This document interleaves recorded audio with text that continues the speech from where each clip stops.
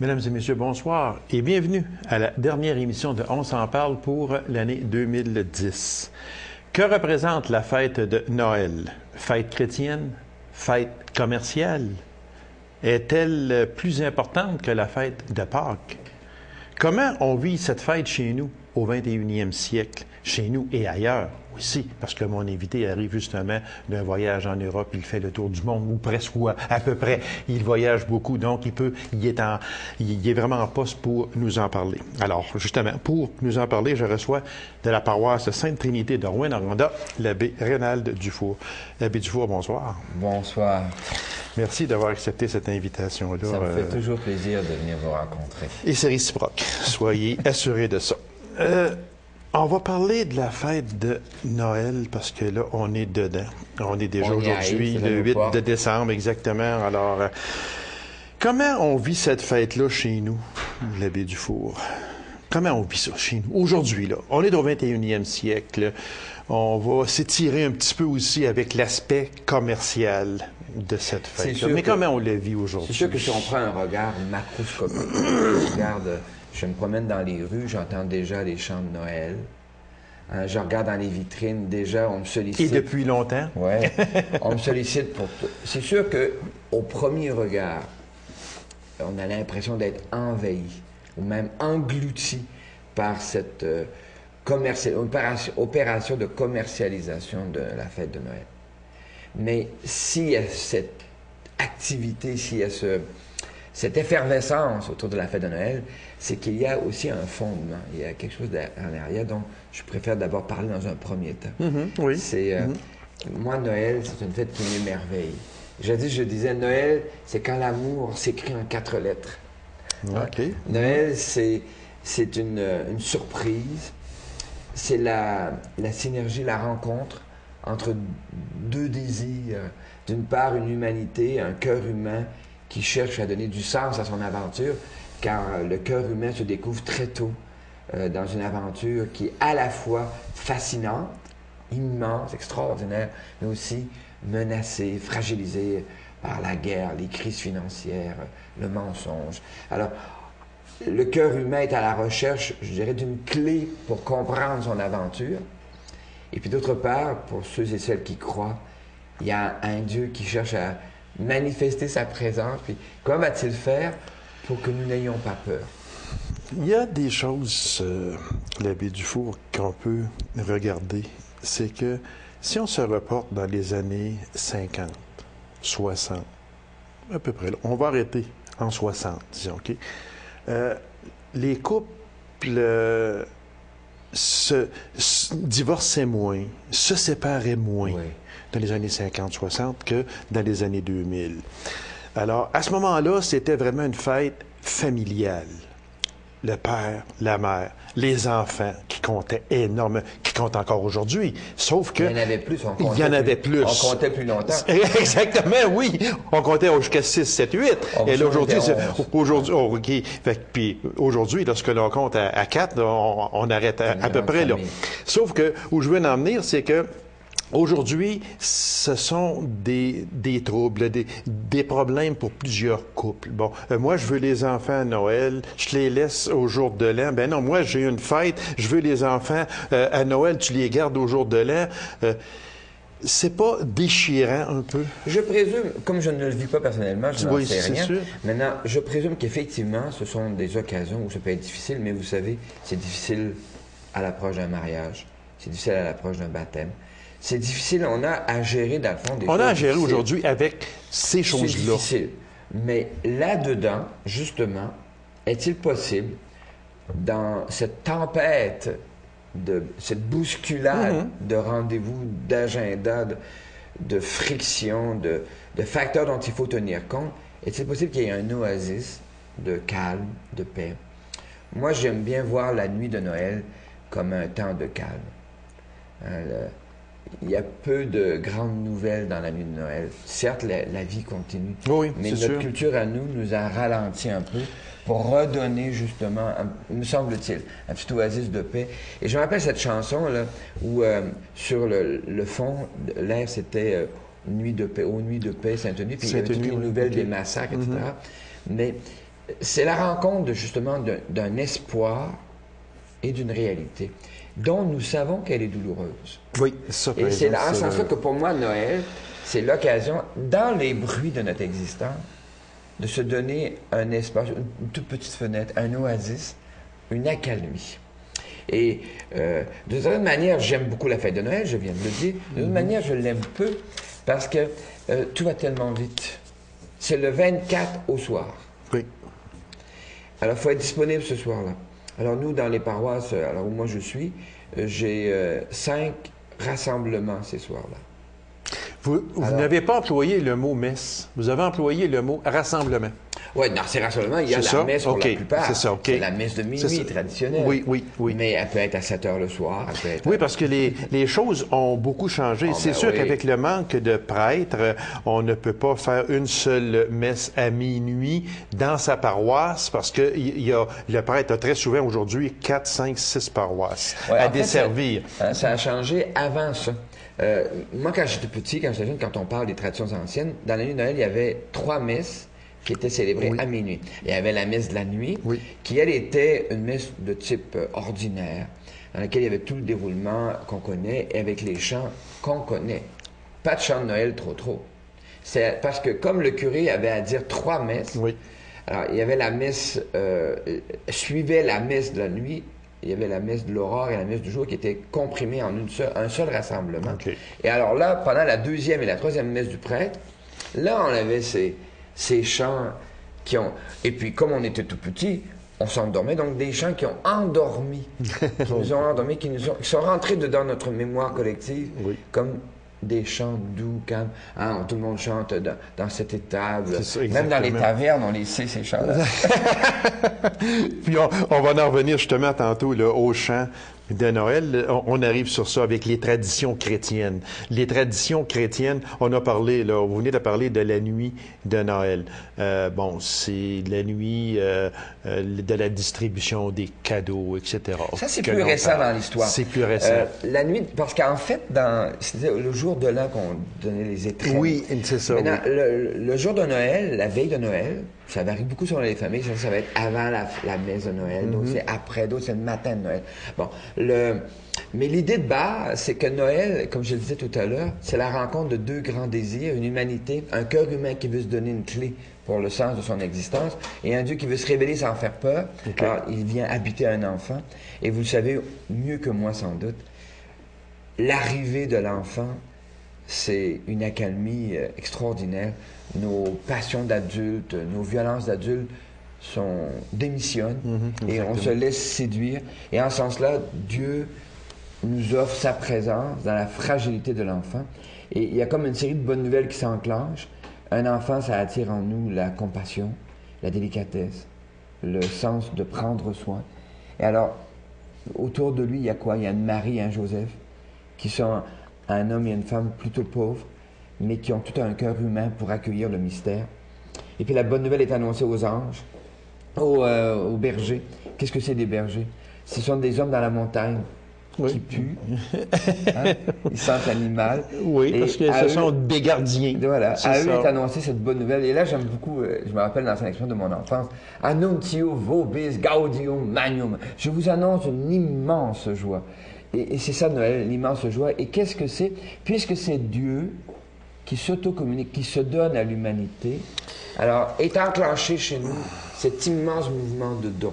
Qu'il soit perverti par une commercialisation, ça on en parlera un peu plus tard, mais l'idée de base, le premier mouvement de générer en nous le goût du don, de faire un présent, de se donner, de donner un peu de soi-même à l'autre, mais ça c'est extraordinaire. Pourquoi avoir choisi des bergers?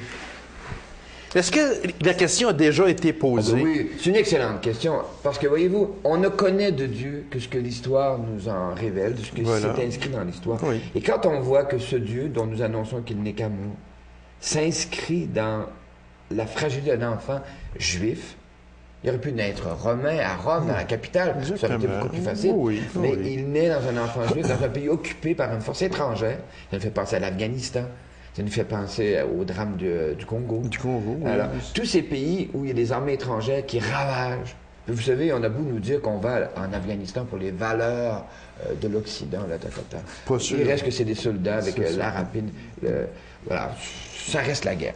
Alors donc, qu'est-ce qu'on peut apprendre? Effectivement, pourquoi des bergers? Oui, pourquoi être des bergers? Parce que des bergers, c'est des gens qui sont des serviteurs, des gardiens, sont dans le bas de l'échelle sociale. Qui sont-ils? Des kidam, des nobody. Et voilà qu'à eux, une bonne nouvelle est annoncée. Dans la ville de David, à Bethléem, un fils a été né. Vous le trouverez, vous le reconnaîtrez, il est dans un enfant. D'ailleurs, les mages qui suivent après, les riches qui suivent après, les savants qui viennent après, eux, ils cherchent Dieu au palais royal. Exactement, oui. Et on lui dit, non, il n'est pas là. Il n'est pas là. Cherchez plus bas, Cherchez plus bas. Voilà. L'image est belle. Et c'est dans ce sens-là que l'image nous aide. On est invité à se laisser séduire par l'image. Cherchez plus bas. Non plus dans le ciel étoilé, mais à hauteur d'homme, c'est déjà assez bas, puis à hauteur d'enfant. Et de changer notre regard, ça nous amène à nous incliner, à nous pencher. Et là, c'est l'enfant, le pauvre, le malade. Puis qui aujourd'hui a besoin d'une bonne nouvelle? Ben, les personnes âgées, les étudiants. Et moi, j'ai célébré Noël dans toutes sortes de circonstances. Hein. Puis ça m'émerveille. Je vous raconte 2 anecdotes qui sont... trois, en fait. La première que tout le monde connaît, c'est dans les grandes églises pleines. Mais c'est extraordinaire. On rencontre des gens qu'on voit rarement, il est vrai. Mais quelle joie de se voir. C'est la famille qui se reconstitue. On a besoin d'être ensemble. C'est merveilleux. Et là, on oublie, je dirais, le temps d'un instant, qu'on n'est pas venu de l'année. C'est pas grave. C'est Noël. Les parents aiment que les enfants viennent manger à Noël. Nous aussi. On est famille. Et puis, il y aura toute l'année pour le reste. Parce qu'il y en a qui se voient une fois par année. Et c'est là. Et puis, c'est extraordinaire. Il y a dans les regards, combien de gens que je connais qu'on voit à Noël et qui c'est extraordinaire. C'est comme si c'était hier qu'on s'est vu la dernière fois. C'est l'année dernière. Et puis, il y a ce bilan d'une année dans un regard, dans un sourire. Et ça j'aime beaucoup. Parce que je voulais justement en venir là, l'abbé Dufour, c'est que en temps normal, disons que l'Église, on peut dire, elle est à moitié vide ou à moitié pleine. Plutôt vide que pleine dans certains endroits. Chez nous, c'est plutôt plein que vide. Mais oui, mais c'est ça. Ouais. Mais dans le normal des choses, on peut dire ça comme ça. Et lorsque l'on arrive à Noël, la messe de minuit qu'on va appeler, qui peut être à 10 heures, peu importe, là, mais de toute façon, la messe traditionnelle de Noël, si on arrive un peu trop tard, on n'a plus de place à l'église parce que c'est rempli. Là, comme vous avez si bien dit, on voit des gens que ça fait un an qui n'ont pas mis le pied dans le temple chrétien. Puis, ils sont là. Puis, ils ne manqueraient pas ça pour tout l'or au monde. C'est donc dire que c'est beaucoup, c'est très fort, c'est puissant. Les choses précieuses sont enfouies dans le secret de notre cœur. Et on les sort pas souvent. Mais à Noël, il me semble à moi qu'il y a effectivement ce désir. Dans le fond, aller à la messe de minuit, je me demande parfois si c'est pas le désir de retrouver cette paix profonde qu'on a goûtée quand on était petit. Cette nostalgie qui nous mobilise, qui nous rappelle, disons-le avec poésie, les anges qui chantent dans nos campagnes. Hein? Et il y a quelque chose de bucolique, de pastoral, de calme, de serein, de doux, de pacifié. Et est-ce qu'on ne rêve pas de ça au fond de nos cœurs? C'est vrai. Et je reviens à mes anecdotes. Oui, justement, allez-y. Une deuxième fois, une messe de Noël que j'ai célébrée qui m'a beaucoup ému, c'est quand j'avais fait un accident et je me retrouve en congé. Je suis dans ma famille. Et puis, avec gentillesse, je dis à ma sœur, je vais célébrer la messe de minuit. Et elle me dit, est-ce que ça te fâcherait si on allait, nous, à l'église? Je dis, mais pas du tout. Si tu veux de très beaux chants, c'est à l'église. L'Eucharistie, on va la voir ici. Alors, j'ai célébré avec mon neveu de 14-15 ans. Et pendant le courant de la messe, où on était nos deux, le petit neveu de 5 ans s'est levé aussi. Puis, qu'est-ce que vous faites dans la nuit de Noël, les enfants? Qu'est-ce que vous faites? Oh, ben, on est en train de célébrer l'Eucharistie. Qu'est-ce que c'est? Là, je lui raconte naïvement, simplement, on va accueillir la présence de Jésus. Il naît dans la nuit très noire de Noël, très froide pour nous, etc. Et ça a été pour moi une très belle messe de Noël. Et l'autre, il y a quelques années, pendant que j'étais aux études à l'Université de Sherbrooke, je l'ai célébré la nuit de Noël dans une communauté religieuse pour des personnes très, très, très, très âgées. Ça, on va en Et venir j'ai sur été ça. très, Je veux en là parler. aussi, j'ai été très bouleversé, Oui. très touché en profondeur.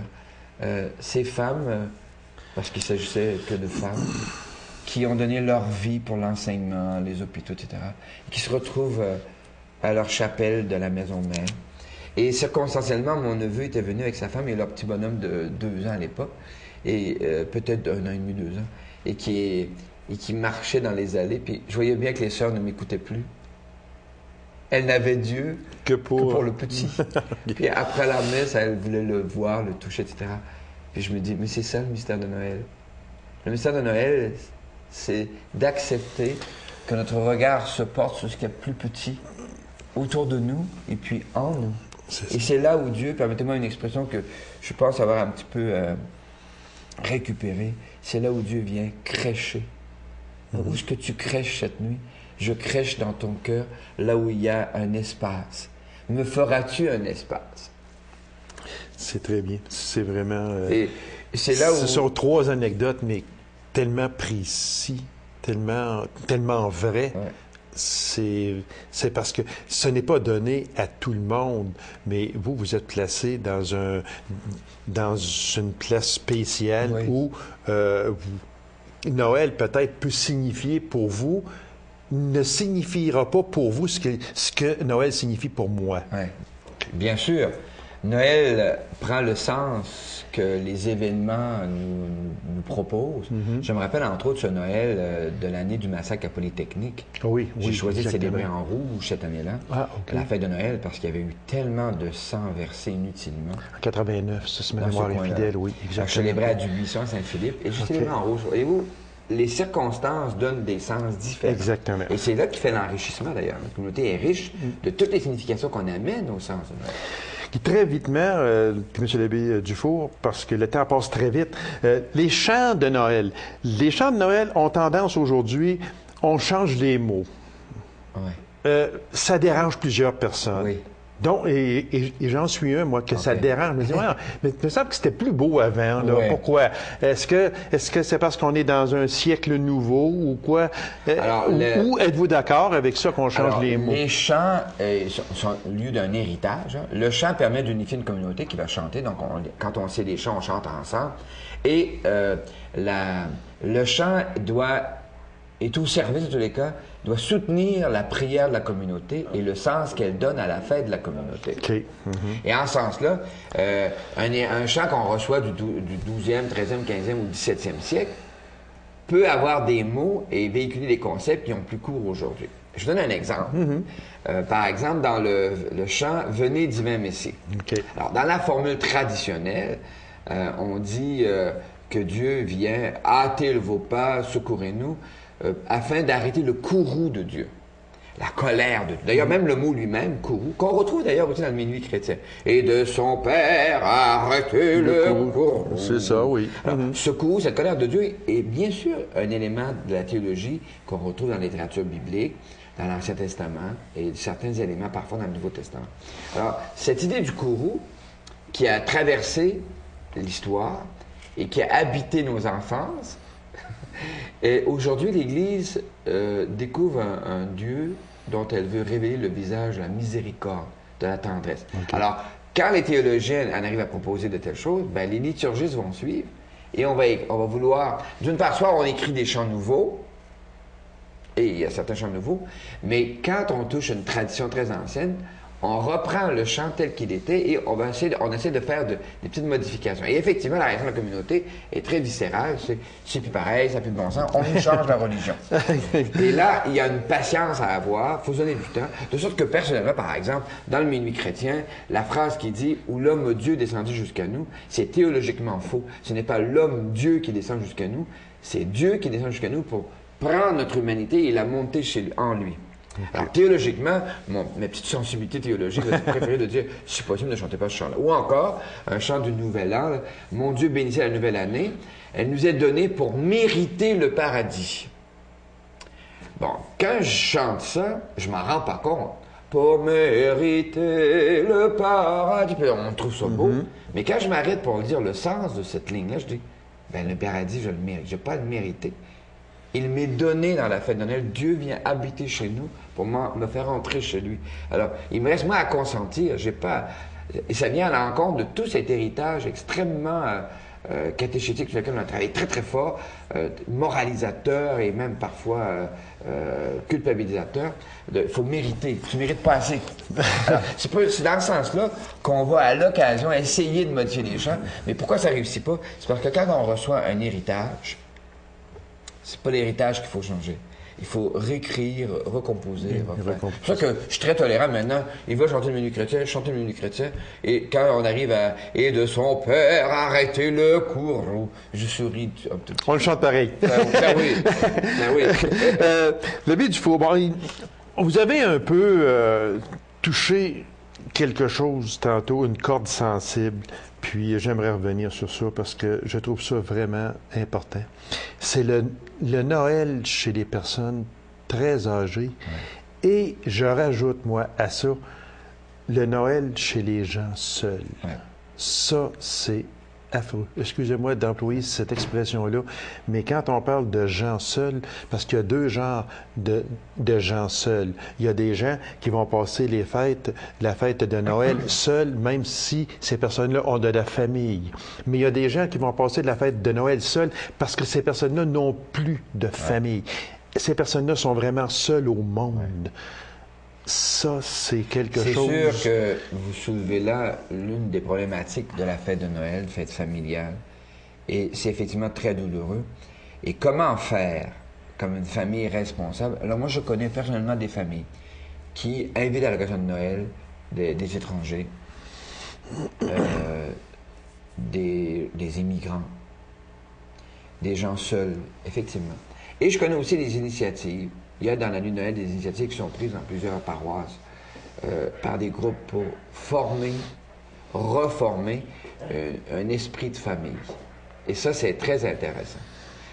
Je sais même qu'avant Sainte-Trinité, dans le cadre de Noël, cette année, on aura même un souper de Noël, une fête de Noël, en Noël le jour de l'an, pour rassembler des gens qui sont, d'une certaine manière, blessés par la vie. Alors, il faut faire attention. Je connais aussi des personnes très âgées qui ne peuvent plus aller à la rassemblement de Noël. Oui, c'est sûr. L'âge fait son œuvre. Je célèbre moi tôt en après-midi. Il y a des accommodements raisonnables à trouver pour signifier, fêter la fête de Noël, redonner du sens à l'événement, qui donne du sens à nos événements de nos vies, et puis ne pas perdre de vue que le gros de la famille sera en fête ce soir-là et dans ces jours-là. Savez-vous, je vais vous conter une anecdote très, très vite, et apparemment, je ne l'ai pas vérifié. C'est difficile à vérifier, mais apparemment, c'est vrai. On sait que dans certains parcs à Montréal, dont un parc entre autres que je ne nommerai pas, mais il y a des itinérants qui sont là la veille de Noël, le soir de Noël, qui sont là.